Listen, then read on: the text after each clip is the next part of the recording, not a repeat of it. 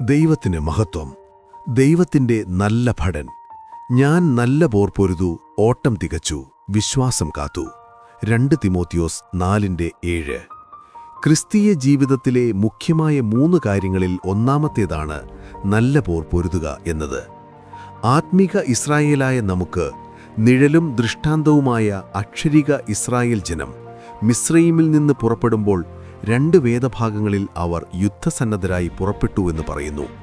പുറപ്പാട് പുസ്തകം 13-ാം അധ്യായത്തിൽ ഇസ്രായേൽ ജനം യുദ്ധസന്നദ്ധരെങ്കിലും ഫിലിസ്ത്യരുമായി യുദ്ധമുണ്ടായിട്ട് അവർ അനുതപിച്ച് മിസ്രയീമിലേക്ക് മടങ്ങാതിരിക്കുവാൻ ദൈവം അവരെ അതിലെ കൊണ്ടുപോകാതെ ചെങ്കടൽ നരികെയുള്ള മരുഭൂമിയിൽ കൂടി ചുറ്റി നടത്തുന്നു. രണ്ടാമത് പുറപ്പാട് പുസ്തകം 14-ാം അധ്യായത്തിലും ഇസ്രായേൽ മക്കൾ യുദ്ധസന്നദ്ധരായി പുറപ്പെട്ടിരുന്നു എന്ന് പറയുന്നത് ഫറവോൻ തന്റെ സൈന്യവുമായി അവരെ പിന്തുടരുന്ന കാര്യം പറഞ്ഞിട്ടാണ്. ഇവിടെയും ഇസ്രായേൽ ജനം അവരോട് യുദ്ധം ചെയ്യുവാനിടയാക്കാതെ ദൈവം തന്നെ മിസ്രയീമ്യരെ ചെങ്കടലിൽ തള്ളിയിട്ട് നശിപ്പിക്കുന്നു. ചുരുക്കത്തിൽ മിസ്രയീമിൽ നിന്ന് യുദ്ധസന്നദ്ധരായി പുറപ്പെട്ട ഇസ്രായേൽ ജനത്തിന് ഈ കാര്യം പരാമർശിക്കപ്പെട്ട സ്ഥലങ്ങളിലോ മരുഭൂമിയിലെ തുടർ യാത്രയിലോ കാര്യമായ യുദ്ധങ്ങളുണ്ടായില്ല. പുറപ്പാട് പുസ്തകം 17-ാം അധ്യായത്തിൽ റെഫീദിമിൽ വെച്ച് അമാലേക്ക് ഇസ്രായേലിയരോട് യുദ്ധം ചെയ്തുവെങ്കിലും മോശ ദൈവത്തിങ്കിലേക്ക് കൈ ഉയർത്തിയതിനാൽ അവർ ജയം പ്രാപിക്കുന്നു. മിദ്യാന്യരോട് പ്രതികാരം ചെയ്ത് അവരെ നശിപ്പിക്കുന്നതും യോർദാന് അക്കരെയുള്ള ദേശം യുദ്ധം ചെയ്ത് കൈവശമാക്കിയതും മിസ്രയീമിൽ നിന്ന് പുറപ്പെട്ട യോദ്ധാക്കളല്ല, അവർ മരുഭൂമിയിൽ നശിച്ചുപോയിരുന്നു. എന്നാൽ അവരുടെ പ്രതിനിധികളായ യോശുവയും കാലേബും യഹോവയോട് അവരെപ്പോലെ പറ്റിച്ചേർന്നിരുന്ന പിൻതലമുറയുമാണ് യുദ്ധം ചെയ്തത്. എന്നാൽ ഇസ്രായേലിനെ പൊതുവായി നാം ശ്രദ്ധിച്ചാൽ അവർ മിസ്രയീമിൽ നിന്ന് യുദ്ധസന്നദ്ധരായി പുറപ്പെട്ടുവെങ്കിലും ശരിയായി അവർക്ക് യുദ്ധമുണ്ടായത് അവർ ദേശത്തെ അവകാശമാക്കുന്ന കാലത്താണ്. വിശേഷാൽ യോർദാനിക്കക്കരയേക്കാൾ യോർദാനക്കരെ കനാൻ ദേശത്താണ്. ക്രിസ്തീയ ഗോളത്തിൽ അറിയപ്പെടുന്നതുപോലെ കനാൻ ദേശം നാം സ്വന്തമാക്കുവാൻ പോകുന്ന നിത്യതയാകുന്ന സ്വർഗ കനാനാണെങ്കിൽ സ്വർഗത്തിൽ നമുക്ക് യുദ്ധമില്ലല്ലോ. സ്വർഗത്തിൽ മഹാസർപ്പത്തോട് പടവെട്ടുന്നത് നാമല്ല, മിഖായേലും അവന്റെ ദൂതന്മാരുമാണ്. ആകയാൽ ഇസ്രായേൽ ജനത്തിന്റെ മരുഭൂമി യാത്രയും കനാൻ ദേശത്തെ യുദ്ധവും നാം ആത്മീയമായി ചിന്തിക്കേണ്ടിയിരിക്കുന്നു. മരുഭൂമി യാത്ര എന്നത് ഈ ലോക ജീവിതായുസ്സിൽ നാം ദൈവകൽപ്പനകളെ പ്രമാണിച്ചുകൊണ്ട് ദൈവത്തെ സ്തുതിച്ചാരാധിച്ചും സേവിച്ചും ഭക്തിയോടെ ജീവിക്കുന്ന നമ്മുടെ അക്ഷരീക ജീവിതമാണ്. കനാൻ ദേശമെന്നത് നാം യുദ്ധം ചെയ്ത് ജയം പ്രാപിച്ച് അവകാശികളാകേണ്ട നമ്മുടെ ആത്മീയ ജീവിതവുമാണ്. ജയിക്കുന്നവരായി എടുത്തുകൊള്ളപ്പെടുവാൻ പ്രാപ്തനാകുന്ന നമ്മുടെ അകത്തെ മനുഷ്യന്റെ ആത്മീക ജീവിതമാണത്. ദൈവപ്രിയമില്ലാതെ ഭോജ്യപ്രിയരായി ഭക്തിയുടെ വേഷം ധരിച്ച് അതിൻ്റെ ശക്തിയെ ത്യജിച്ചു കളയുന്നവർക്ക് ഈ ലോകജീവിതത്തിൽ യുദ്ധമോ മറ്റു പോരാട്ടങ്ങളോ കഷ്ടതകളോ ഇല്ല. വെറും വ്യർത്ഥമായതിനെ തങ്ങളുടെ ദൈവം എന്ന് പറയുന്നവരുടെ ജീവിതത്തിൽ അവർ തിന്നുകുടിച്ച് കളിച്ചുല്ലസിച്ച് വിനോദിച്ച് ജീവിക്കുന്നു. എന്നാൽ ക്രിസ്തുയേശുവിൽ ഭക്തിയോടെ ജീവിക്കാൻ മനസ്സുള്ളവർക്കെല്ലാം ഉപദ്രവമുണ്ടാകുമെന്നതാണ് സത്യം. പ്രതിയോഗിയായ പിശാച് അലറുന്ന സിംഹമെന്നപോലെ ചുറ്റിത്തിരിഞ്ഞ് അവർക്കെതിരായി ശക്തിയോടെ പ്രവർത്തിക്കും. നമ്മുടെ പോരാട്ടം ആത്മീയ ജീവിതത്തിലായതിനാലാണ് നമുക്ക് പോരാട്ടമുള്ളത് ജഡരക്തങ്ങളോടല്ല എന്ന് പറഞ്ഞിരിക്കുന്നത്.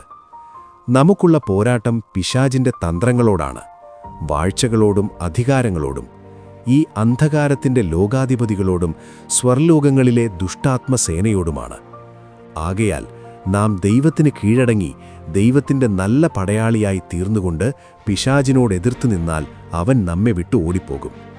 അങ്ങനെ കർത്താവിലും തന്റെ അമിത ബലത്തിലും ശക്തിപ്പെട്ടുകൊണ്ട് ദൈവത്തിന്റെ സർവായുധവർഗം ധരിച്ചവരായി നല്ല പോരാട്ടം പോരാടി യുദ്ധം ചെയ്യുന്നവരായി സകലവും സമാപിച്ചിട്ട് നാം ജയാളികളായി ദൈവമുമ്പാകെ നമുക്കുറച്ചു നിൽക്കുവാനിടയാകണം. ക്രിസ്തുവേശുവിന്റെ നല്ല ഭടനായി തീരുവാൻ നാമും അപ്പസ്തോലന്മാരോടുകൂടെ നടത്തിപ്പുകാരോടുകൂടെ കഷ്ടം സഹിക്കേണ്ടിയിരിക്കുന്നു. ക്രിസ്തുവിന്റെ കഷ്ടങ്ങളിൽ കുറവായുള്ളത് തങ്ങളുടെ ജഡത്തിൽ സഭയായ യേശുവിന്റെ ശരീരത്തിനു വേണ്ടി പൂരിപ്പിക്കുന്നവരാണ് അപ്പസ്തോലന്മാർ. ക്രിസ്തുവിന്റെ കഷ്ടങ്ങൾ അവരിൽ പെരുകുന്നതിനാൽ നാമും അവരോടുകൂടെ ചേർന്ന് ക്രിസ്തുവിന്റെ കഷ്ടങ്ങളിൽ പങ്കുള്ളവരായി സന്തോഷിക്കുവാനിടയാകണം. യേശു ദൈവപുത്രനെങ്കിലും താൻ അനുഭവിച്ച കഷ്ടങ്ങളാൽ അനുസരണം പഠിച്ച് തികഞ്ഞവനായതുപോലെ നാമും യേശുവിന്റെ കഷ്ടങ്ങളിൽ പങ്കുള്ളവരായി അനുസരണത്തിൽ തികഞ്ഞവരായി തീരാം. യേശു ക്രൂശിലെ മരണത്തോളം അനുസരണമുള്ളവനായി ജീവിച്ചതുപോലെ നാമും മരണം വരെയും അനുസരണമുള്ളവരായി ജീവിക്കാം. ഒരു നല്ല പടയാളിയുടെ പ്രധാന ലക്ഷണമായ അനുസരണത്തിൽ തികഞ്ഞവരായിത്തീരാം. അതിനാൽ കർത്താവ് കൽപ്പിക്കുന്ന പ്രവൃത്തികളെ അവസാനത്തോളം അനുഷ്ഠിക്കുന്നവരായി കർത്താവിനോടുകൂടെ അധികാരം പ്രാപിപ്പാനും നമുക്കിടയാകും. പടചേർത്തവനെ പ്രസാദിപ്പിക്കുന്ന ക്രിസ്തുവേശുവിൻ്റെ നല്ല ഭടനാകുവാൻ നമ്മുടെ ആത്മീക ജീവിതത്തിൽ നാം ജീവനകാര്യങ്ങളിൽ ഇടപെടാത്തവരായി ജീവിക്കേണ്ടിയിരിക്കുന്നു. പട്ടാളക്കാരന് തൻ്റെ ദൈനംദിന ജീവിതത്തിന് ആവശ്യമായതൊക്കെയും അധികാരസ്ഥാനങ്ങൾ ശമ്പളമായും മറ്റ് ആനുകൂല്യങ്ങളായും അവന് കൃത്യമായി നൽകുന്നു. അതുപോലെ ദൈവത്തിൻ്റെ നല്ല ഭടന്മാരായ നമ്മുടെ ജീവിതത്തിലും ദൈവത്തിൻ്റെ ദിവ്യശക്തി ജീവനും ഭക്തിക്കും വേണ്ടിയതൊക്കെയും നമുക്ക് ദാനം ചെയ്തിരിക്കുന്നു. ആകയാൽ നാം ജീവനകാര്യങ്ങളിൽ ഇടപെടാതെ അഥവാ ഉപജീവന ചിന്തകളാൽ ഭാരപ്പെടാതെ ജീവിക്കേണ്ടിയിരിക്കുന്നു. നാം ദൈവത്തെ സേവിക്കുന്നവരെങ്കിൽ എന്തു തിന്നും എന്തു കുടിക്കും എന്നിങ്ങനെ ജീവനായിക്കൊണ്ടും എന്തു ഉടുക്കും എന്നിങ്ങനെ ശരീരത്തിനായിക്കൊണ്ടും വിചാരപ്പെടരുത്. ലോകജാതികളെപ്പോലെ നാം ദൈവത്തെയല്ല മാമോനെ അഥവാ ലോകത്തിലെ സാധനങ്ങൾ അഥവാ ലോകം സേവിക്കുന്നവരാകരുത്. അവർക്കായി ആരും ഒന്നും കരുതിയിട്ടില്ലാത്തതിനാൽ അവർ പലതിനെ ചൊല്ലി വിചാരപ്പെട്ട് മനസ്സ് കലങ്ങുന്നവരാകുന്നു. എന്നാൽ നമ്മുടെ കർത്താവ് നമുക്കായി കരുതുന്നതാകയാൽ നമ്മുടെ സകല ചിന്താകുലങ്ങളും കർത്താവിനെ ഭരമേൽപ്പിക്കുവാൻ കഴിയും. നാം പരിശുദ്ധാത്മാവിനാൽ ദൈവരാജ്യത്തിൻ്റെ അനുഭവങ്ങളിലൂടെ കർത്താവിനെ സേവിക്കുന്നവരാകയാൽ ദൈവം നമ്മിൽ പ്രസാദിക്കുവാനിടയാകും. പടചേർത്തവനെ പ്രസാദിപ്പിക്കുന്നതിനാൽ അഥവാ ദൈവരാജ്യത്തെ അന്വേഷിക്കുന്നതിനാൽ സ്വർഗസ്ഥനായ സർവ്വസൈന്യാധിപൻ നമ്മുടെ ഭൗതിക ജീവിതത്തിന് ആവശ്യമായതൊക്കെയും നമുക്ക് തരുവാനിടയാകും. ആകയാൽ തങ്ങളുടെ പ്രയത്നം കർത്താവിൽ വ്യർത്ഥമല്ല എന്നറിഞ്ഞ് കർത്താവിൻ്റെ വേലയിൽ വർദ്ധിച്ചു വരുന്നവരാകണം. യേശുവും തൻ്റെ ഐഹിക ജീവിതകാലത്ത് എല്ലായ്പ്പോഴും ദൈവത്തിന് പ്രസാദമുള്ള പ്രവർത്തികളെ ചെയ്താണ് ജീവിച്ചത്. ആയതുപോലെ നമ്മുടെ ജീവിതത്തിലെ വിലയേറിയ സമയങ്ങളെ തക്കത്തിൽ ഉപയോഗിച്ചുകൊണ്ട് നാം ചെയ്യുന്നതൊക്കെയും മനുഷ്യർക്കെന്നല്ല, കുടുംബാംഗങ്ങൾക്കും വേണ്ടപ്പെട്ടവർക്കും വേണ്ടി എന്നല്ല, കർത്താവിനെന്നോണം മനസ്സോടെ ചെയ്തുകൊണ്ട് അവകാശമെന്ന പ്രതിഫലം കർത്താവ് തരും എന്നറിഞ്ഞ് നല്ല പടയാളിയായി കർത്താവിനെ സേവിക്കുന്നവരാകാം. നാം ക്രിസ്തുയേശുവിൻ്റെ നല്ല ഭടനാകയാൽ പടചേർത്തവനെ പ്രസാദിപ്പിക്കുവാനായി നാം നല്ല യുദ്ധസേവ ചെയ്യണം. അതായത് നാം യുദ്ധത്തിൽ ശത്രുവിനെ തോൽപ്പിക്കുക മാത്രമല്ല, വളരെ കൊള്ള മുതലും പ്രാപിക്കുവാനിടയാകണം. കനാനിലെ യുദ്ധം കഴിഞ്ഞ് തങ്ങളുടെ വീടുകളിലേക്ക് മടങ്ങുമ്പോൾ രൂബേന്യരും കൂട്ടരും തങ്ങളുടെ ശത്രുക്കളുടെ പക്കൽ നിന്ന് കിട്ടിയ കൊള്ളയായ അനവധി സമ്പത്തോടുകൂടിയാണ് മടങ്ങിയത്.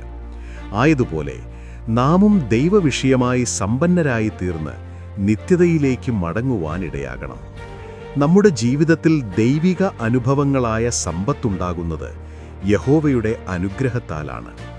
സ്വന്തം അധ്വാനത്താൽ അതിനോടൊന്നും കൂട്ടുവാൻ കഴിയുകയില്ല. ആകയാൽ യാക്കോബിനെ പോലെ അനുഗ്രഹത്തിനായി മല്ലുപിടിച്ച് പൊരുതി ജയിക്കണം. കരഞ്ഞ് ദൈവത്തോട് പ്രാർത്ഥിച്ചുകൊണ്ട് പ്രാർത്ഥനയിൽ പോരാടുന്നവരാകണം. യാക്കോബ് തൻ്റെ ഭൗതിക സമ്പത്തായ തൻ്റെ കുടുംബത്തെയും തനിക്കുള്ളതൊക്കെയും അക്കരെ കടത്തിയിട്ടാണ് പ്രാർത്ഥിപ്പാൻ ഉത്സാഹിച്ചത്. ആയതുപോലെ ജീവനകാര്യങ്ങളെല്ലാം നമ്മുടെ ചിന്തയിൽ നിന്ന് അകറ്റിയിട്ട് വേണം പ്രാർത്ഥനയിൽ പോരാടുവാൻ. ഹൃദയത്തിൻ്റെ ഏകാഗ്രതയോടെ ദൈവത്തെ സേവിക്കുന്നവരായ നാം അതേ ഏകാഗ്ര ചിത്തതയോട് തന്നെ ദൈവത്തിൽ ആശ്രയിക്കുന്നവരാകണം. അവർക്കുവേണ്ടി ദൈവം തന്നെത്താൻ ബലവാനെന്ന് കാണിക്കും. നീ എന്നെ അനുഗ്രഹിച്ചല്ലാതെ ഞാൻ നിന്നെ വിടുകയില്ല എന്ന സ്ഥിരതയോടെ യാക്കോബിനെപ്പോലെ പ്രാർത്ഥനയിൽ പോരാടേണ്ടിയിരിക്കുന്നു. അങ്ങനെ സ്വർഗത്തിലെ സകല ആത്മീക അനുഗ്രഹങ്ങളാലും അനുഗ്രഹിക്കപ്പെടുവാനായി ദൈവത്തോട് പ്രാർത്ഥനയിൽ പോരാടി ജീവിക്കാം. ജ്ഞാനം കൊണ്ട് പണിയപ്പെടുന്ന ഭവനം വിവേകത്താൽ അത് സ്ഥിരമായിട്ട്, പരിജ്ഞാനം കൊണ്ടാണ് അതിൻ്റെ മുറികളിൽ വിലയേറിയതും മനോഹരവുമായ സകല സമ്പത്തും നിറഞ്ഞുവരുന്നത്. ആകയാൽ ക്രിസ്തുവെന്ന ദൈവമർമ്മത്തിൻ്റെ പരിജ്ഞാനവും വിവേകപൂർണതയുടെ സമ്പത്തും പ്രാപിപ്പാൻ തക്കവണ്ണം നാം വലിയ പോരാട്ടം കഴിക്കേണ്ടിയിരിക്കുന്നു. അതിനായി പ്രയത്നിച്ച് അധ്വാനിക്കേണ്ടിയിരിക്കുന്നു. അങ്ങനെയെങ്കിൽ നാം വളരെ സമ്പത്തോടുകൂടി നമ്മുടെ നിത്യവീട്ടിലേക്ക് മടങ്ങിപ്പോകുവാനിടയാകും. മാത്രമല്ല, സകലവും സമാപിച്ചിട്ട് നാം ദൈവമുമ്പാകെ ഉറച്ചു നിൽക്കേണ്ടവരാണ്, അഥവാ തേജസ്സോടെ തൻ്റെ മുൻപാകെ നിർത്തപ്പെടേണ്ടവരാണ്. ആകയാൽ സംഭവിക്കാനുള്ള എല്ലാറ്റിനും ഒഴിഞ്ഞു പോകുവാനും മനുഷ്യപുത്രന്റെ മുൻപിൽ നിൽക്കുവാനും നാം പ്രാപ്തരാകേണ്ടതിന് സദാകാലവും ഉണർന്നും പ്രാർത്ഥിച്ചും കൊണ്ട് ക്രിസ്തുയേശുവിൻ്റെ നല്ല ഭടനായി നല്ല പോർപുരുതി ജീവിക്കാം. എന്നാൽ നമ്മുടെ സർവ്വസൈന്യാധിപനായ കർത്താവിൻ്റെ മുൻപാകെ നിർത്തപ്പെട്ട് ജീവകിരീടം പ്രാപിക്കുവാനിടയാകും.